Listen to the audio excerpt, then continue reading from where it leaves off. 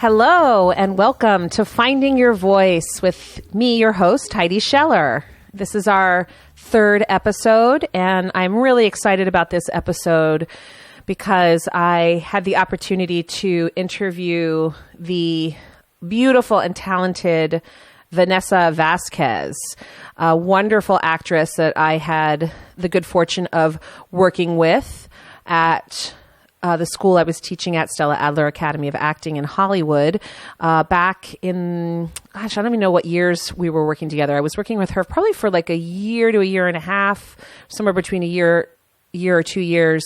I would say somewhere in the last 3 to 4 years, maybe 3 to 4 years ago. Since then, Vannessa has really skyrocketed in terms of her success in the business. She's starring on the show East Los High, and that is streaming on Hulu. It's in its third season, and it's had great success. It's a really wonderful show, and it's, I think, one of the biggest shows on Hulu. It's kind of, really sort of shown the strength of the shows that Hulu are producing now. And she was nominated for a Daytime Emmy for her role on that show. And she's also been busy working in film and has had a couple of films come out in the last year.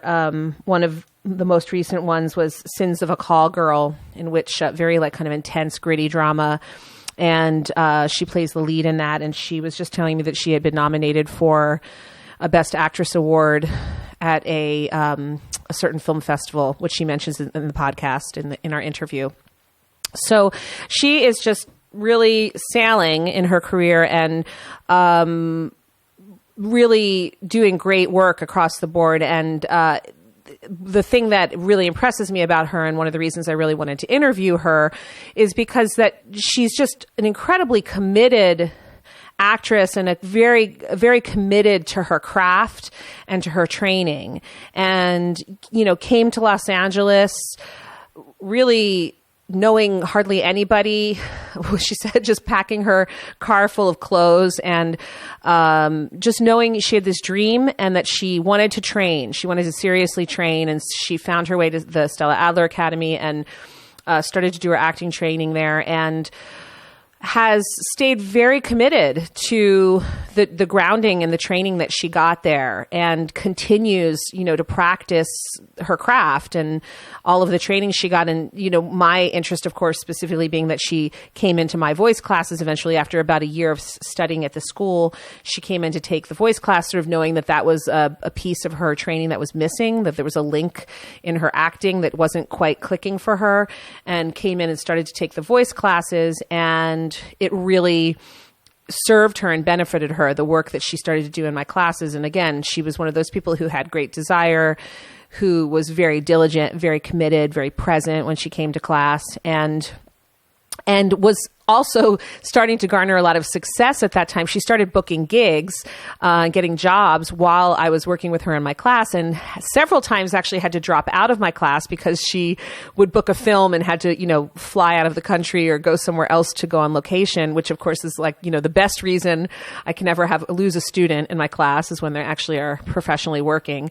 So I was always thrilled for her when she would get the work. Sorry to, of course, lose her presence in the class, but the thing that always impressed me about her was that she'd always come back. If she, I think, on the second level of my class, when she had to stop taking the class because of work gigs, she would return. I would see her a semester or two later, and she'd come back and start from the beginning and follow through. And it took, like I said, it took about maybe a year or longer, a year and a half, for her to actually get through all the levels of the voice work that I teach. But she did it. She was determined and committed to do it, despite the fact, or, maybe because of the fact that she was getting all of this work, and she knew how important it was for her to really solidify her craft and to solidify the voice technique that she uses. And she talks in the podcast a lot about how she uses the the warm up regularly, and made me laugh because she said, I just didn't, before we started the podcast,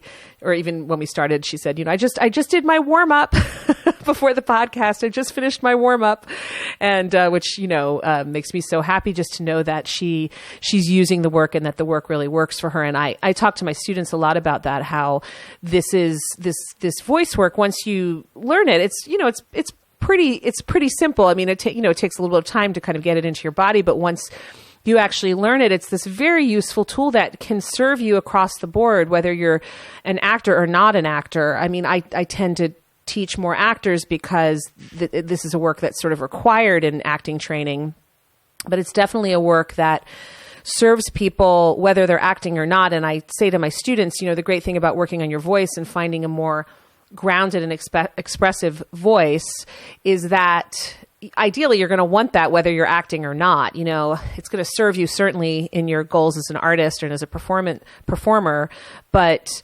everybody I would think would want to be grounded and expressive in their life as well as in their acting, whether they're acting or not. So the great thing about voice work is that it translates into all the aspects of your life. And there are aspects of this work in terms of just getting more relaxed in your body, connecting to your breath, which gets you more grounded in yourself so that you can be more present when you want to be. I talked briefly with her a little bit about just being more present in interviews, now that she's becoming more of a public figure and getting more successful, and you have to do live interviews and radio interviews and you're doing all kinds of publicity. It's really important to try and be present and connected to yourself, to your breath, to your voice in those moments. So it can really serve you across the board. And it was great to hear that it's certainly doing that for her professional career, but that she uses it outside of that as well. And I find that to be true of my experience with the work in my own life as well. So I'm going to stop there so that we can get to the interview and you can hear more from Vannessa, because she's a really wonderful, fascinating person and has a lot of great information to share about herself and her journey and her career and her experience with this work. So I will see you on the other side.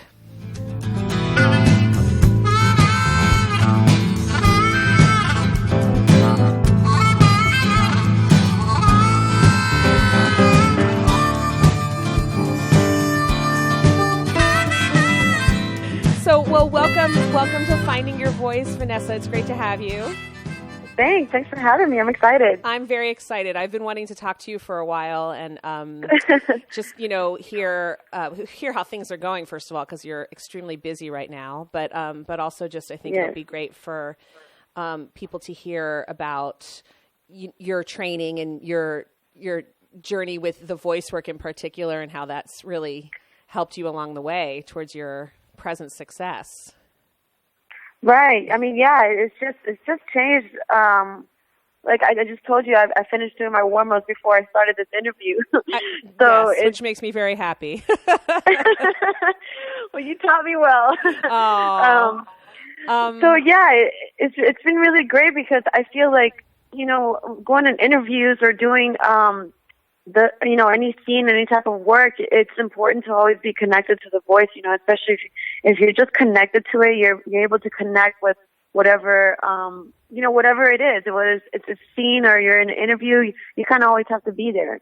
That's true. So, yeah. It's, that's really interesting. I mean, especially like on the kind of publicity success level, now that you're kind of out there and you're working and you're more visible and you do a lot more interviews and publicity, I'm sure that's like required of you. So it's not only beneficial for what you have to do as an actor, it's probably really wonderful, in terms of just being able to really make an impression and be present when people are talking to you, in a public interview kind of way.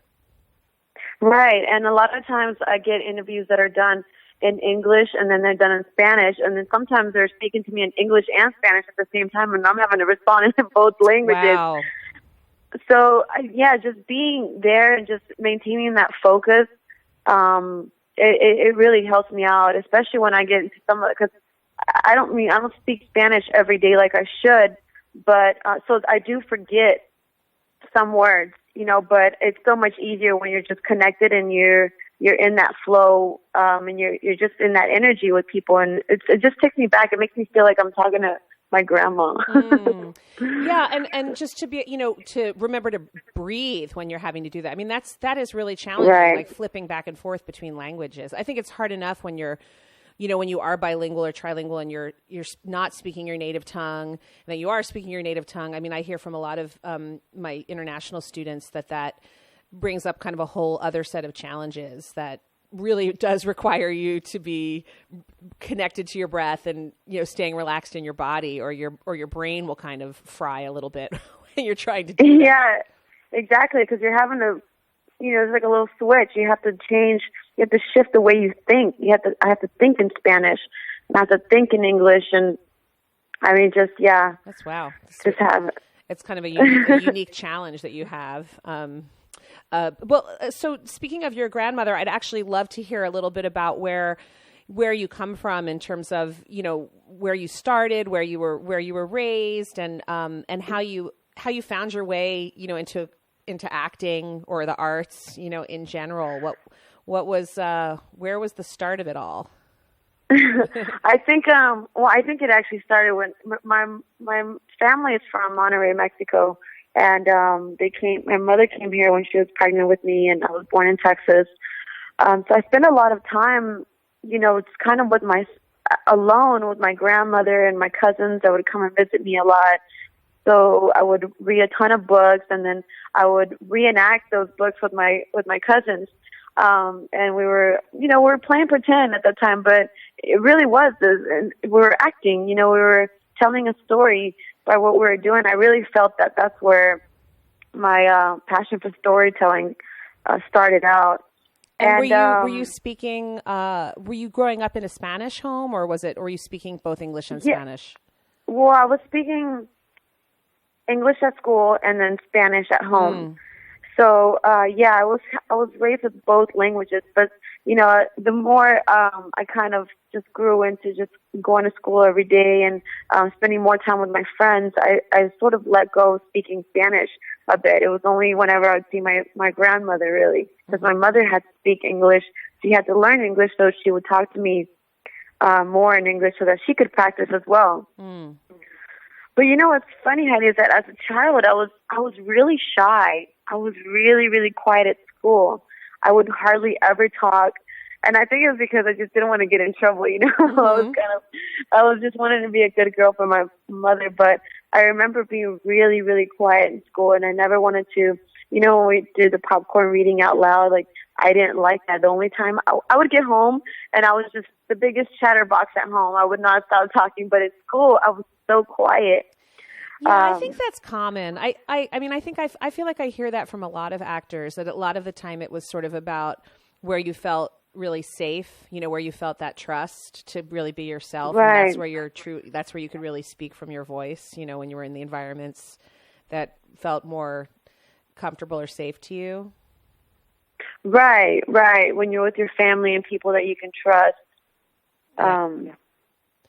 And so... Yeah, and then I started taking drama classes in middle school, and I loved that because, like I said, I was really quiet, and that was for the first time I felt like I was being able to come out of my shell and be how I am at home in front of other people.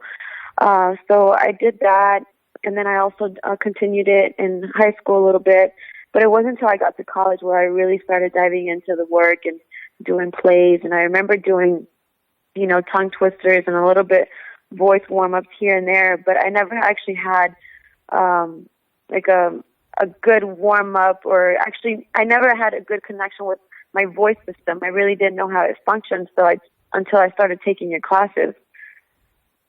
So when you got to college and you started to delve into it a little more, at that point were you like, I want to be an actress, or was it still just sort of this thing that you were, that you liked to do, but you weren't really sure what you were going to do, with your life? Yeah, it was something that I wanted to, but I guess being from Texas, it was just, I never really felt like it just seemed like a faraway dream, something far-fetched. Like Hollywood seemed so far away, and just the idea of even coming out here, I mean, it's kind of sounded a little delusional or crazy.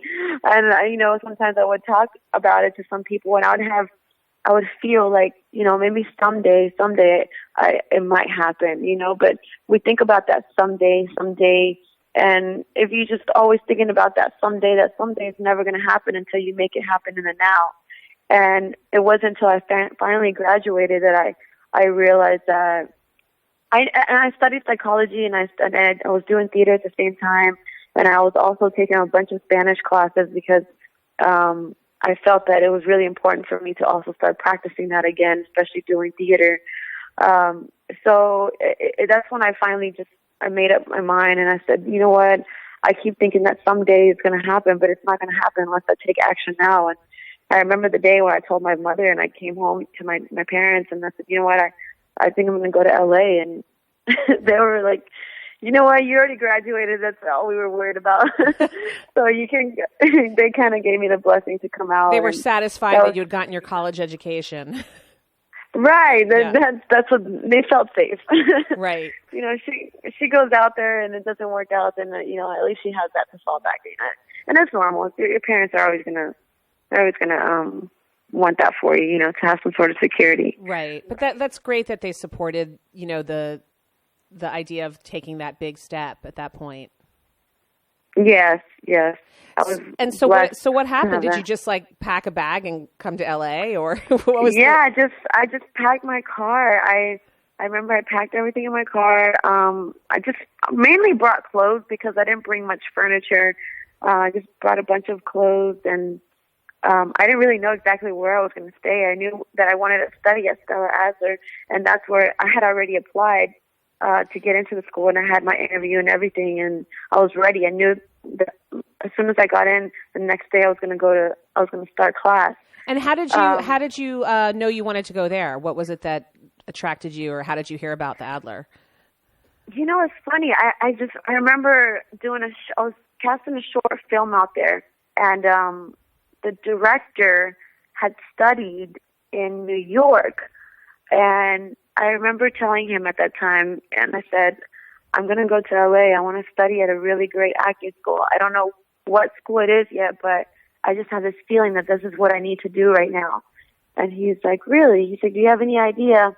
And I said, well, I've been doing some research, and I found this school called Scheller Adler, and I saw Al Pacino talking about her and Robert De Niro, and they said some really great things about her. And he's like, and then he said, wait right here. And then he goes into his office, and he comes back with a book, and it was a Scheller Adler book, and it was The Art of Acting. And he said, everything I've been coaching you on here in this short film has been based on this book. He said, you're in the perfect. It's a perfect school to go to, and that's exactly where you need to be. Wow. Yeah. It felt like a confirmation, That's amazing. It's like kismet, the universe letting you know. Yeah, like this is where you need to go. And I was like, yeah, I've had this feeling. I was like, okay, I'm gonna go there. That's amazing. And and I was really scared. I knew I was gonna just leave my family and my friends, and I didn't know anybody here. I had a couple of actor friends that had came out, but I wasn't that close to them, so I was a little afraid of just leaving my comfort zone. But I remember he said to me, when I was in New York, I used to see tons of actors go in and out of the studios. And, they all had these dreams of being a working actor.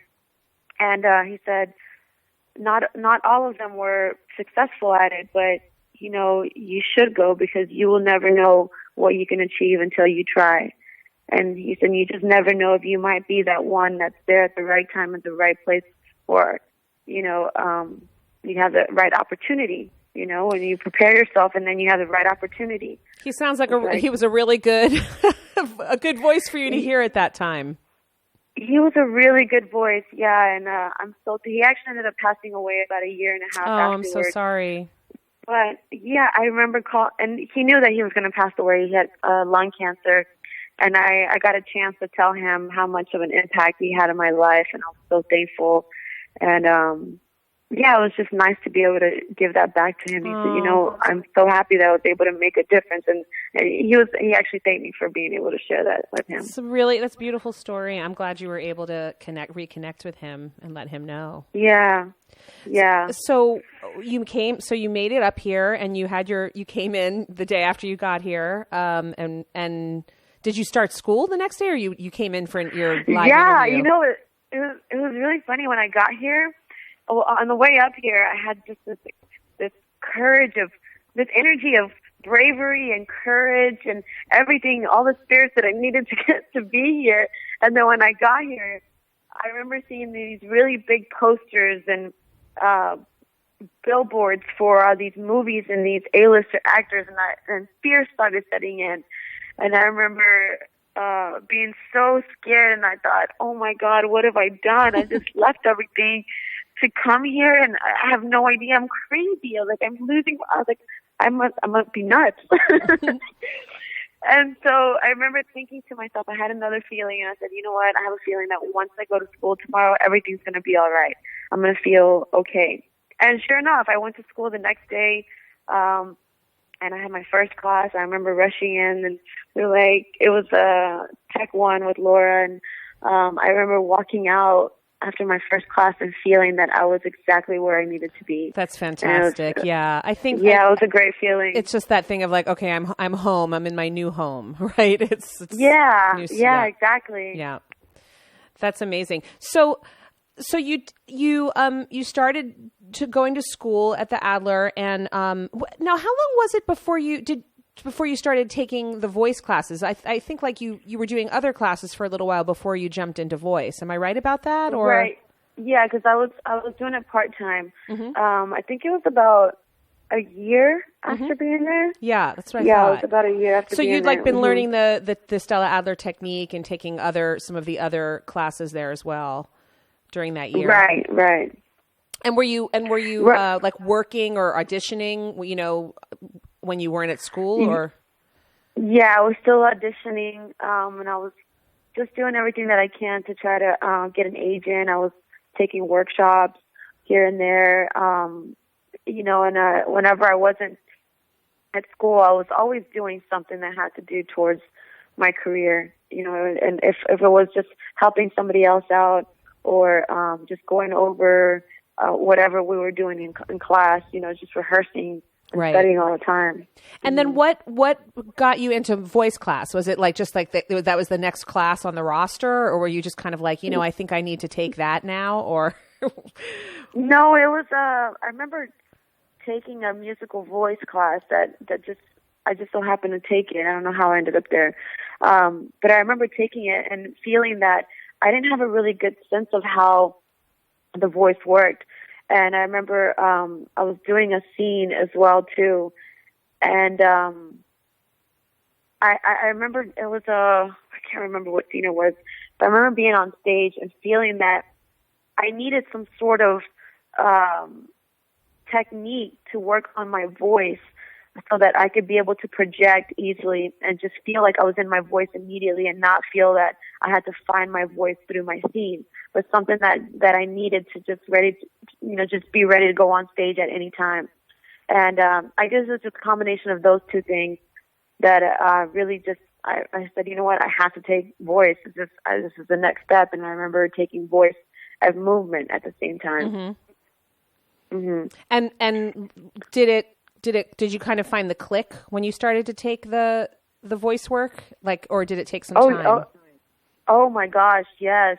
You know what? I feel like taking voice helped with my overall focus.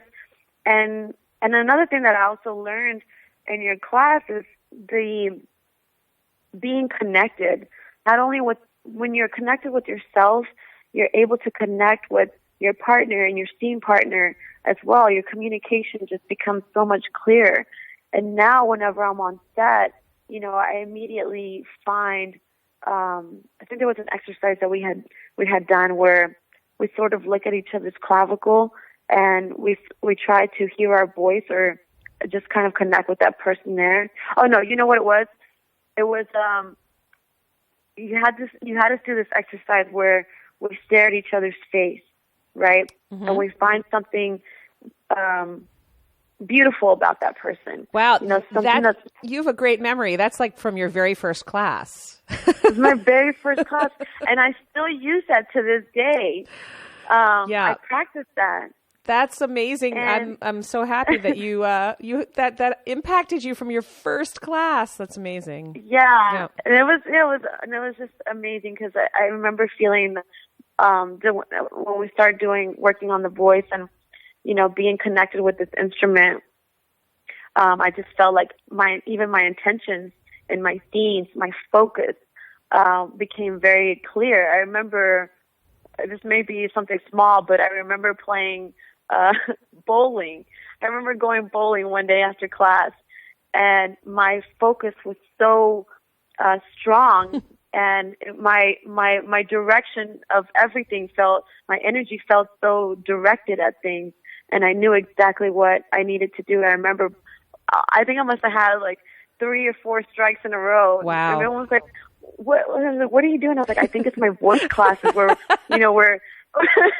we have to direct our energy to someone or something, and it has to be very clear.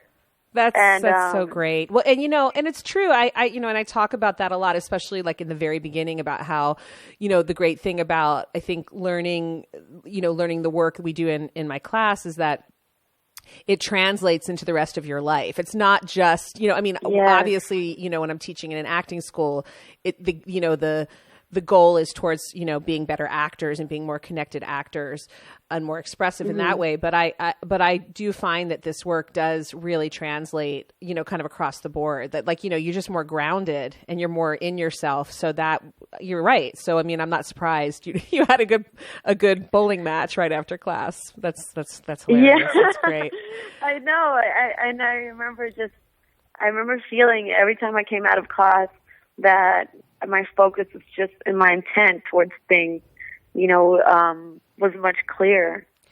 Yeah, and I have to praise you because I feel like when you were taking my classes, you were working at that point. Like you had to, I can't remember exactly. It was kind of a little bit of stop and start. Like I remember you took voice 1, but I remember like you were getting jobs, you started actually you were working. So you had to like drop out a couple of times, and then you'd come back. I think it was during voice 2. Yeah. Yeah. During voice 2, I had to, drop out and I came back. Was it once or twice? I almost feel like you had to come back like maybe more than once. I can't remember, but I think it was a couple of times. Yeah, I do too. And it was always for the best reason, which was that you were like, I got a movie, I got to go on location, and I was like, fantastic, go, and just work on what you've been doing. And, but you'd come back, and then eventually I'd be like, oh, Vanessa's back, so, which and I really, I applaud you for that, to me, that just that commitment of, knowing that you were onto something that was really serving you, and then like wanting to finish the path, like wanting to learn all of the work and to finish it, because you did. Like, I feel like it took maybe like over a year to like kind of get through the 3 sections. The three levels of the class, but or the 2 levels. I don't know. Did you? I don't even know if you did 3, but I know you did 2. I don't remember. I felt like I was. I think I did 2 or 3 a couple of times. Yeah. I think you did. Actually, I think you were in 3. I remember you being in 3 as well. So, but I just feel like that kind of commitment, and diligence that really says something, and I think it's an example, in terms of people going, how do I get successful, in this business? And it's that kind of like commitment to your craft and following through, especially when you're finding something that's working for you and, knowing that it will serve you in the long run. So that was, it was always great. I was always like, I'm so happy to have Vannessa back, in my class. Cause, I was always happy to be back. I always felt your energy like really elevated the group because of that kind of sense of desire and commitment that you had to your acting and to the work we were doing in the class. And I have to just share with you, I remember, and I don't know if you remember, but I remember one of the times you were in my class, I think like we were on break and you had just gotten like a call or a text, and you had gotten I don't know what gig it was, but you got the news that you had gotten a part, and it was like a big deal. I don't remember. I don't know what it was. I remember. Yeah, I don't know what it was, but I remember you kind of like look. You had just gotten off the phone, and you went, I got a part. I got the part or something. You had just, I don't know what it was for. I don't know if it was for East Los High or if it was for one of your films I think something it was probably happened. A movie. Yeah, it might have been one of the films. It may have been East Los High. I can't remember because I remember I found out about it when I was on the set of a film, and then I remember having to go back into class after. I was going back into class afterwards, and then I remember it was in between, something like that. Yeah, because that's when I had to drop out again and then come back. Right. And so again, like, I just think that's such a great example that, like, hey, you were out there, like, actually starting to really work as, professionally as an actress, and then still after getting off set wanting to come back to school and continue your training, and keep solidifying that, which is, so fantastic. And then, it really helped me out too. And every time I would go do work on a film or work on a show, I always had my voice warm-ups with me. I would do them in the little trailers that they would give us, and I would just be there making weird noises. But to me, it's like I needed to connect. I needed to wake up my system and my whole body and just get it going, and it helped me to connect to the material so much easier. Yeah, and so talk a little. It'd be great. I'd love to hear about how, like, just on a daily basis, when you're working, when you're on set for your show, or when you're doing a film, how does it, how does that operate? Like, how does that a part of your day? How do I get going? Yeah, how do you get going? And how do you use the work that you've learned, in particular the voice work? How is that a part of your daily life, especially when you're working? I think just the voice work in general, just doing my warm-ups every day helps me connect with my whole body, not just my voice. It really wakes me up and allows me to have this extra range that, I need sometimes, because my character is a very dynamic character. And sometimes, 1 minute she's partying and the next minute she's crying, or she's having a very dramatic moment. And so it was just these really highs and lows, and being able to connect on the voice really allows me to connect to my character and just have this good range to play with. So I definitely use that. What I usually do every morning is I would usually meditate because as soon as we get there, we have to change and do all these things. So I'll meditate in my hair and makeup chair for a bit, and then I kind of center myself, and then I go back to my waiting area, and I'll start doing my voice warm-ups until I get ready to go on set. But now, are you in kind of a private area when you're doing your warm-up? Yeah. Okay. Yeah, it's like our own little trailer that they give us to kind of have our own space. And has anyone ever heard or kind of stumbled upon you while you're doing your warm up? Yeah, they have. I came out a couple of times and people were like, and I was like, hey. I was like, I'm warming up. I was like, you're welcome to join me next time. I was going to say, I wonder if anybody's like, what's going on in there? Hey, can I get in on that? Like, hey, are you all right in there? I was like, yeah, just connecting with my voice. Yeah. That's so great. I mean, it sounds like, especially on the show, like you guys probably are moving really quickly. You know what I mean? That it's probably sort of fast paced, and you're moving through a lot of material on a shoot day. Yeah, it happens really fast. It really does, and sometimes it can get really stressful. Yeah. So it's nice to just have sometimes just a moment to yourself. Yeah, absolutely. Be able to breathe. Now, first of all, congratulations on the Daytime Emmy nomination, which is so amazing. Oh, thank you. It's all the work. It's all the work. I know, but the work is you're doing it. It's so great. Now, what was that like? Was that just a surprise, or did you have any idea that was coming when that happened? No, that was a huge surprise. I didn't expect that at all. I didn't even, to be honest with you, I didn't even know if they still did daytime Emmys. Because I don't really watch daytime dramas. Right. And, so I was like, wow, this is really cool. How did you find out? The network called me. They called me, the producers and directors, they were all calling me at the same time. Like, congratulations, you're now an Emmy-nominated actress. I was shocked. I was so happy. I remember I was a little sad at that moment because I had just broke up with my boyfriend. I had broke up, and I remember getting the news, and I wasn't sure if I should be. I was like, "Am I happy or sad?" It was one of those yin yangs of life, and I was like, "Oh, it was a high and low." So it was definitely a surprise, and it really made me feel. It made me feel that the work that we do, people do pay attention, and it does pay off. Like I said, when I first started, I just wanted to be open. I remember telling myself, I want to go study at a really great acting school, and I knew my intention when I got there was to just absorb everything that I possibly could and not judge anything.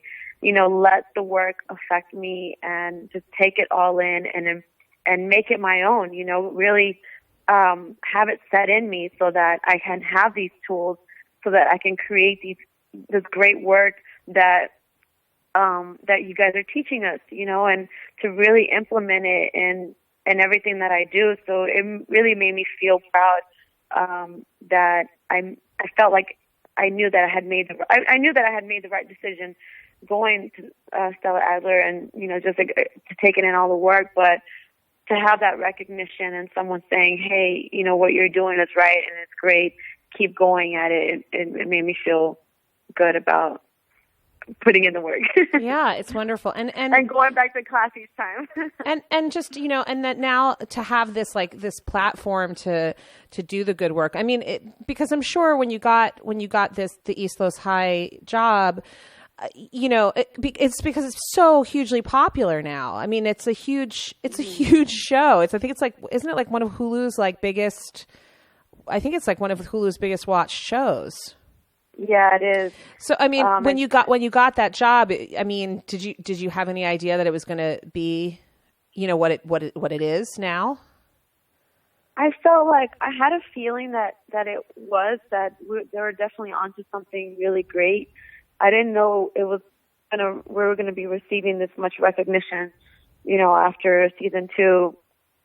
And I'm really happy. It's just I feel like everybody's work in the show is just, everyone's taken it to another level. Yeah. And even with the writing. And so, yeah, I feel that it's been, especially when the show starts getting recognized like that, and me and another girl, we both got daytime Emmy nominations. That it makes us feel like we have to work actually even harder. Sure. We have to sort of maintain that standard, that recognition, yeah, that standard, so that, because people are tuning in, they want to know, why is the show getting recognized, and what are these actresses doing. So I feel like it definitely puts a little bit of pressure of just making sure that you're always on point. There's, people are paying attention now even more. So there's no room to slack off, or, you just have to bring everything up more. Keep doing your warm-ups. Keep doing the warm-ups. So, and have you started season 3, or are you still on season 2? Season 2 is airing, right? Season 3 is airing. Oh, season 3 is airing right now? Yeah, season 3 came out this summer. Oh, okay. I thought it was 2. Okay, so season 3 is the current season. Right. And then are you guys are you coming back for another one, or you don't know yet? We're hoping for. It seems like we might. They haven't announced it yet. But I feel like this was by far our best season ever. This last one, the one that's running. So I mean, I feel pretty positive. I hope that we do. And what are there any other projects coming out, in the future or currently that are happening for you? Well, I had a couple of films that just recently came out. One of them was on Redbox as well, It's on Redbox right now called Sins of a Call Girl. Yes, it's funny. I was just watching the trailer for it, before our interview, and it looks like really intense. It was really intense, and I I think I cried every day on set, and it was torture. But I also got I got nominated for Best Lead Actress in a Feature for the Imagen Awards on that. And oh my God! Congratulations! It made me feel like that was things. It made me feel like that was worth it. I was like, okay, they say the tears get you trophies. Right, the tears. That's what they say. Right, that's what they say. Get you toys. That's amazing. I didn't win it. Zoe Saldana won for The Book of Life. Oh well, well, yeah, I mean that's some good competition. Yeah, but I remember also doing, especially when you're crying all the time and your voice starts, getting a little raspy. I remember having to, tap into my voice warm-ups every day. I had to do it. Yes. It's just.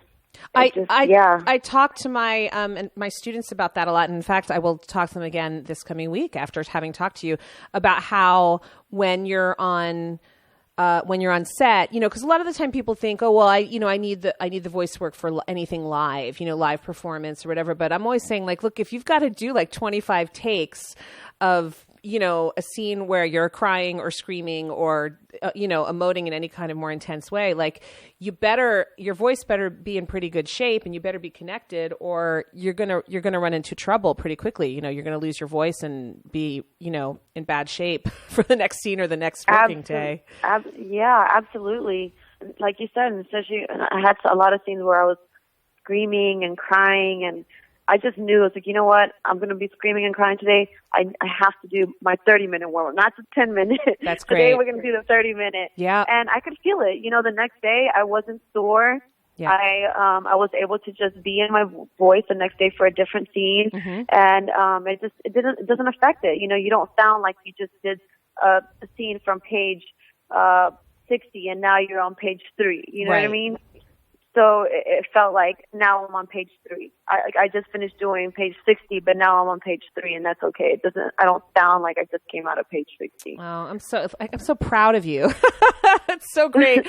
I'm telling you, I'm gonna talk to them. I'm gonna use you as my example this week. I'm gonna go in and talk to my students and tell them about our conversation, just because it's so great to hear the literal usefulness of it, like on the job when you're doing your thing, and the importance, that like if you want to get hired again, not lose your voice and get hired for some other project, not have that reputation of the person who couldn't get through it, but actually someone who does good work consistently. That's a really right, and it's excuse me, when you're in a production.